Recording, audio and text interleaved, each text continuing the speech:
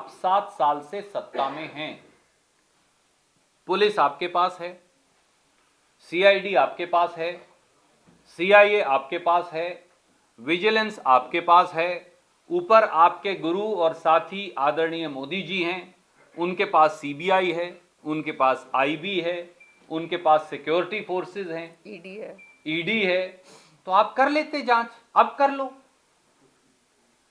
आप एफआईआर पढ़ो, एफआईआर से ही पता चलता है उसमें क्या लिखा है। ये क्लियर करके कि मैं आपको वो लाइन पढ़ता हूं दोबारा, शायद मैं आपका ध्यान आकर्षित नहीं, केवल एक लाइन पढ़ लीजिए। ये हम नहीं, मैं तो ये उनकी पुलिस कह रही है।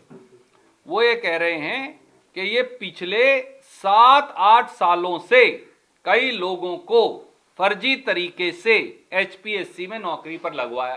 तो 7 साल से सरकार किसकी है? बीजेपी की है और जेजेपी की है, हमारी थोड़ी है। और अगर ऐसा होता तो आप क्या ख्याल है, चुप बैठ जाते क्या? तो इसलिए सरकार इनकी है। और ये वही एजेंसी है जिसको जब पचनंदा जी चेयरमैन थे वो हटा गए थे। मुझे तो ये भी पता है, कागज बताएंगे देख के, मुझे मालूम नहीं कि ब्लैक लिस्ट कर गए थे और अनियमितताओं के आरोपों पर कर गए थे। तो आलोक वर्मा ने इन्हें वापस क्यों लगा दिया? कौन सी हियरिंग हुई, कौन से आदेश से लगाया? ये सब दिखाता है कि यहां दाल काली नहीं, यहां तो बिल्ली दूध की रखवाली है। सर, कल के जो ऑर्डर जारी हुए हैं, क्या उससे कोर्ट प्रोसीडिंग में इफेक्ट पड़ेगा? सरकार ने जो मानना है, या फिर ये एक मतलब एडमिनिस्ट्रेटिव वर्क था, इसका कोर्ट प्रोसीडिंग से कोई मतलब नहीं? क्या इसको प्रूफ नागर इसका इस्तेमाल कर सकता है अपने? आदरणीय मित्र, एक बात बताइए, आप नॉर्मली किसी को डिसमिस करते हैं, कर सकते हैं आप, आर्टिकल 311 में आपको ये पावर है। पर अगर इतना बड़ा नौकरी घोटाला हुआ हो तो आप जांच से क्यों डर रहे हैं? और देखिए, जो दोषी हैं या आरोपी हैं वो कौन है? एचपीएससी। वही कह रहे हैं कि हाँ जी जांच मत करना जी। क्यों? चेयरमैन और मेंबर एचपीएससी ये कह रहे हैं साहब जांच मत करना, इसकी इसे ऐसे ही बर्खास्त कर दो, क्योंकि जांच होगी तो पता चल जाएगा कि कौन कौन वो सफेदपोश हैं जो ओएमआर शीट भरवाकर करोड़ों रुपया अटैची में लूटते थे। जांच होगी तो पता चल जाएगा कि क्या चेयरमैन और मेंबरों की भी भूमिका है। जांच होगी तो पता चल जाएगा एचपीएससी में कितना और घालमेल है, कितनी और नौकरियां बेची गई। इसीलिए जांच नहीं कर रहे। और अगर गवर्नर हरियाणा ये कहते हैं कि अनिल नागर किस कार्यकाल में सारी भर्तियां जो हैं उनके रिकॉर्ड की सैंक्टिटी नहीं बची, तो वो नौकरियां खारिज क्यों नहीं कर रहे? जब मैंने पिछली बार सवाल उठाया, खट्टर साहब बोले एचपीएससी फैसला करेगा। माफ कीजिए, आप तो दोषी हो मर्डर के, आप फैसला करोगे कि आप मर्डर के आरोपी हो और आपने किया है या नहीं किया? जो खुद आरोपी है आप उसे कह रहे हो कि बताओ तूने कत्ल किया या नहीं किया, इसका जज भी तू ही है। हाउ कैन यू बी ए जज इन योर ओन कॉज? देखने वाली बात यह है कि इतने जबरदस्त घोटालेबाज सरकार ये है, घोटाले पे घोटाले होते आए हैं इनके कार्यकाल में। आपको मैं याद दिला दूं, रजिस्ट्री घोटाला, उसकी आज तक जो है कुछ हमारे को नहीं पता चला क्या उसका इंतजाम हुआ है। इसी तरह से शराब घोटाला जो हुआ था कोविड के टाइम पे, उसका क्या हो रहा है? मतलब ये लीपा पोती करना जो है इस सरकार का जो है वो मापदंड बन गया है पूरी तरह से। अब जो ये एचपीएससी का जो ये घोटाला आया है, ये तो मैं समझती हूँ this actually takes the cake. इससे बढ़ के और क्या हो सकता है कि इतनी ज़बरदस्त लीपा पोती, इतना भ्रष्टाचार वो सरकार जो ज़ीरो टॉलरेंस के दावे करती है वो हो रहे हैं आज तक।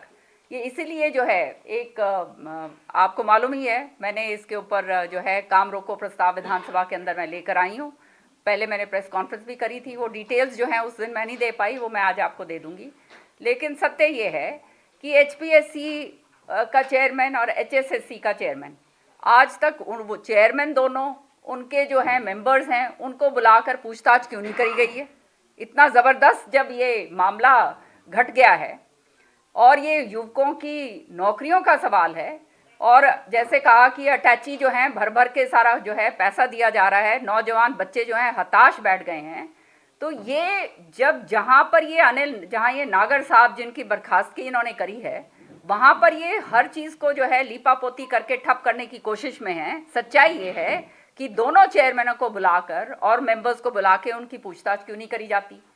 अब मैंने जो सुना है कि इनके जो चेयरमैन साहब हैं वो 8D कैंप रह चुके हैं माननीय मुख्यमंत्री जी के, तो क्या ये बात है कि क्यों नहीं उनको बुलाया जा रहा, मेंबर्स से नहीं पूछताछ करी जा रही। इसी तरह से जो है ये अनिल नागर, अश्वनी शर्मा और नवीन का रिमांड क्यों नहीं लिया गया और अपील क्यों नहीं दायर करी गई है अभी तक। जो है इसमें जो है उसने जब कह दिया है कि रोहतक के अंदर, उसने नवीन ने जब ये बताया कि रोहतक के अंदर सारे कागजात पड़े हुए हैं और वहाँ पर सारा का सारा जो है पैसा है और कागजात पूरे हैं, वहाँ पे भी कोई छापे इस तरह से मार के जो है वो नहीं लिया गया। तो इसका मतलब तो साफ है कि जो परतें जो हैं वो इतनी गहरी हैं कि ये परतों को छुपाने के लिए जो है ये अब हताश जो है, मैं कहती हूँ सरकार, यही लफ्ज़ इस्तेमाल करूँगी, सरकार जो है हो चुकी है। साथ ही साथ जो है अब जो सारे के सारे जो शिव कॉलोनी सोनीपत में छुपा हुआ है, रोहतक में है, भिवानी में है, वहाँ छापे मार के निकालते क्यों नहीं है।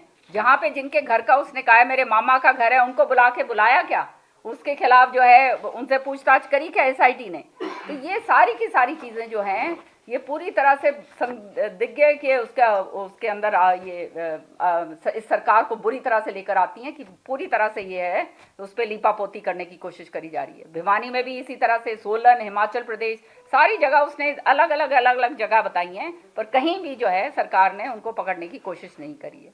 और जो है ये जो विजिलेंस विभाग जो है आरोपियों को किसी भी स्थान पे ना तो लेकर गया है, ना वहाँ शनाख्त करी गई है, ना वहाँ पे कुछ और पूछताछ किसी भी तरह से करी गई है। इसी तरह से पुलिस रिमांड जो है उसको भी जो है पूरी तरह से आरोपियों का जो है वो खारिज कर दिया गया, जैसे आपने बताया। और सरकार ने जानबूझकर मजिस्ट्रेट के आदेश के खिलाफ ना तो अपील दायर करी है और ना मजिस्ट्रेट के आदेश के में दोबारा दरखास्त से पुलिस की रिमांड की बात करी है।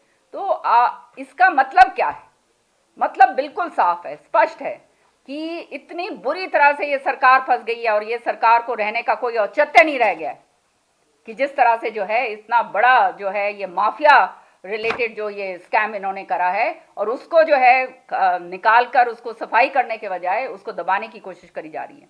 मैंने ये जो काम रोको प्रस्ताव इसलिए जो है हफ्ता पहले जो है ये डाला था क्योंकि मुझे मालूम है कि जब तक हमने तय करा इस बात का कि जब तक ये दोनों HSSC और HPSC दोनों को बर्खास्त नहीं करा जाएगा, पूरी तरह से सिरे से जो है इसको ख़त्म नहीं करा जाएगा, तब तक ये जो है ये पूरा माफिया जो इतने जड़ों तक जा चुका है उसको आप ख़त्म नहीं कर सकते हैं।